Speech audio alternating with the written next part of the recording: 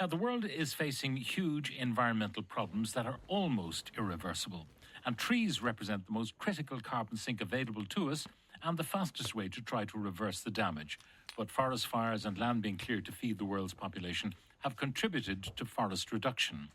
The 100 Million Trees project is aiming to plant 100 million native Irish trees across Ireland over the coming decade. The project is seeking to restore Ireland's natural environment through the planting of young native tree varieties, and to date has planted at 307 sites in Ireland and Northern Ireland. The 100 Million Project founder is Richard Mulcahy, and he's with me in studio. Richard, good morning. Good morning, Pat. How did this come about? This came about in that I retired, luckily was able to retire early, and I bought a farm, and I decided to plant trees on the farm. And my local farmers weren't too happy. This is one big field of 160 acres. And they said, you can't be ruining good land planting trees. But I said, we need to plant trees. So I planted 150,000 trees on it. Was there any problem in doing that? I mean, are there rules and regulations? Yeah, so the government have plans where they encourage farmers and people to plant trees. You have to get licenses and there have to be a certain mixture of trees. So they have those sort of structures. But I was thinking when I was planting the trees, the ordinary person would love to plant trees, and how could we make it easy for them without having to go through government regulations to plant trees? And myself and my brother, who were David and Tina, my sister, who were interested in trees, decided we'd come up with this idea to plant 100 million trees. And we thought, where did you get the figure 100 million from? Just because just have a nice ring to it. Well, no, because there are a number of things. You know, you can do a big project as easy as a small project if you're organised. Mm-hmm. You know, and there's no point in aiming small when we're facing the catastrophe we are facing. Now, if we were to succeed in the decade of this planting programme to plant 100 million trees, what impact would that actually have? That 100 million trees would, on average, over the lifetime of the tree, extract 2 million tonnes of carbon dioxide from the air. Now, in 2018, the government had the baseline for COP of 60 million tonnes of carbon dioxide that were being emitted, and they have to reduce that by 51% by 2030. And they're not going to do that. The EPA have said there is no way Ireland's going to reach that target. We're going to be 15 million tonnes short. So if we planted 100 million trees, we would actually make up for 30% of that shortage. And that's in saving, and that is in terms of what the calculations allow, because there are obviously international calculations that are agreed in terms of what a tree will absorb. Yes, so the best research that's been done, this has been in America, what a tree will absorb. And we're planting in an unusual way. It's called the Miyawaki method. It's a Japanese guy who came up with this concept in Japan in the early 70s. Instead of planting 1,000 trees in an acre, he'd plant 10,000 trees in an acre. Now, that may seem mad to you. Yeah, because it would make it for a very dense... But actually the beauty about that is because it's dense, the trees grow much quicker. So they grow 10 times quicker, which means they absorb carbon 10 times quicker, much more than that. But also they create an air biodiversity that's 30 times greater than traditional forest. I always thought that the dappled light you get through in a forest allows for biodiversity to thrive underneath the canopy. You're saying no, if you've got a complete canopy. If you think about it, if you've got lots of gaps in your house, it's not a very comfortable place to live in. So for the animals, to have this compact area that can't be accessible by humans, it's a huge draw for biodiversity, and it's very effective in that way. But so our first site that we planted was in Tintern Abbey in 2022. In 2025, the trees are up at 16 feet. So it's a phenomenal growth. You have a tree canopy within 6 or 7 years. Now, are they to become, if you like, managed forests, or are they to be like permanent forests like we had back in pre-farming times when the whole country was covered in trees? The whole idea of these is that they are that we plant them in people's back gardens, a quarter of an acre, and their legacies to look after for the next generation, and they'll never be cut down. So it's not about producing timber? It's not about producing timber. This is to complement the government's scheme of planting commercial trees. We're doing this for people, to empower people to do something for the environment if they've got a quarter of an acre. What are the best trees? We have, can you name 15 native trees? If you can name the 15 native trees, I can't name the 15, no. I'd give a donation. Very few people can, but I mean, they're oak, birch, alder, yew, Scots pine, hazel, strawberry, cherry, apple. There's a load of them. So we mix all of those because the benefit is they're all native trees, and it creates a very interesting visual when they're growing. Now, some people will talk about trees in the back garden, and they become too big. Yes. They're not comfortable to live with because they may roots come through the patio or in through, might damage your drainage and all that kind of thing. Absolutely. We don't encourage planting in that. There are 137,000 farms in the country. There are 450,000 houses in the countryside with over half an acre. And people have to mow that every weekend. So we ask people to donate a quarter of an acre to us, and we, free of charge, will plant 2,500 trees with professionals for them, free of charge. So you do it free of charge. You supply the saplings? We supply the saplings and the professional planters, and we plant 2,500 trees in 4 hours. My goodness. Which is amazing, really, and it all happens because of people, corporates like Uniphar who sponsor it, and Don Marr from Homestead and more.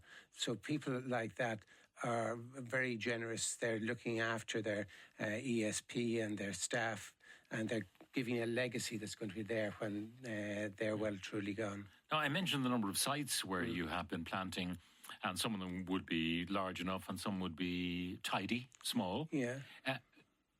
1 million by this March, is that the... No, so we'll have planted 1 million trees by the middle of March, but also we're in advanced negotiations with the Department of Sport to plant 1 million trees for the Ryder Cup.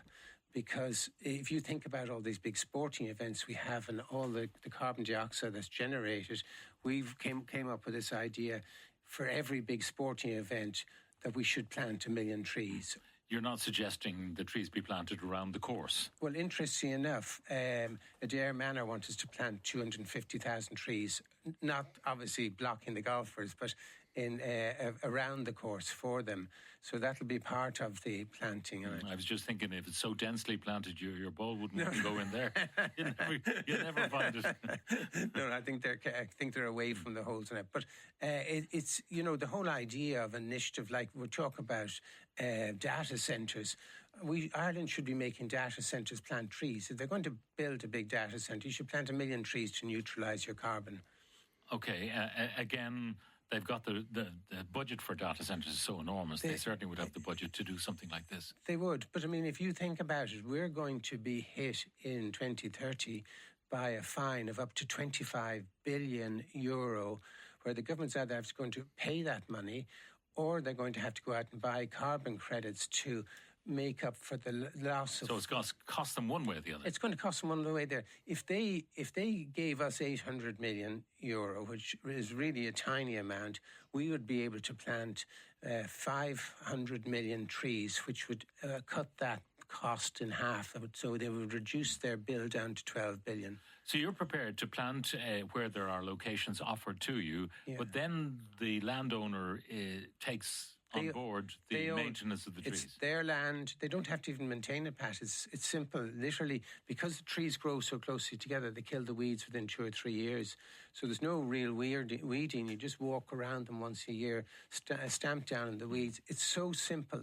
I mean, simple ideas are the best ideas. Now, you're proposing mixed forestry, if you like, with all the different native, all the native trees mixed up with each other. I mean, is that good forestry? Does that tend to work rather than the monoculture that you have with, say, Sitka spruce? Yeah, monoculture is obviously for commercial reasons, but these trees work very well together. The concept, it's unlike us humans. When you plant mixtures of trees together, strong and weak, the strong trees look after the weak trees. They send the enzyme to the weak trees to keep them. So there's a very low failure rate. So you've got they work very well together. Someone says, what about trees that produce something edible? Also, the trees have to be thinned, surely. No. This is the beauty. This is natural thinning. The stronger trees will win out. So the first Miyawaki forest was planted in 1976 in Yokohama University. And if you look at it now, 50 years later, it's just this amazing canopy of trees. And the weaker trees have died and the stronger trees are there. So no clearing out, no work at all needed. The question of disease, we saw with Dutch elm disease, and you've had ash dieback, things like that do happen in nature, and then sometimes the strong do survive, and you end up with trees that are resilient because they were disease resistant. But what about red flags in that area? So the big problem with disease is the ease nowadays, the ease of transport, the ease of moving from one country to another. The reason we got ash dieback was we imported disease trees from other countries. We knew this 20 years earlier that disease was there, but we continued to import. So we have to start growing our own trees. So nurseries like Non-So Hardy, who are the biggest grower of native trees here, they need to be facilitated by the government to grow more trees in this country to avoid disease. I'll read out some of the texts coming in, and there are many. Only for people like your guest, we should be in a terrible position. The only trees planted here are ironically along new roads. Also, county councils need to insist on native hedging with all new housing. It seems to be all imported or non-native laurel, for example. These hedges will be like green bathroom wear of the 1980s, horrendous to look at and about as useful as what goes into it. That's from Carlin Meath. Billy from Galway here. We live in a 3-bed semi-detached in Galway City. Our back garden is about 10 metres by 7. We were thinking of planting 2 copper beeches at the back of the garden. Would you recommend that? No. And as much as I love planting trees, it creates lots of problems with your neighbours, with roots and all that type of thing. You really need more open land to do. I mean, anyone should plant a tree, but you just need to be mindful of your neighbours. I mean, shrubs will do a bit of a job anyway. Shrubs are great, The Wicklow Mountains, this one, are devoid of trees. It's a scene of devastation. Looks like a large bomb went off. So what you're proposing is a great plan. That's Mary from Roundwood. The denuding of the Wicklow Hills. Absolutely. And there's an interesting, Iceland built a unit, a big hoover to capture air. I don't know if you remember this. They spent $15 million and they extracted 4,000 tons from the air.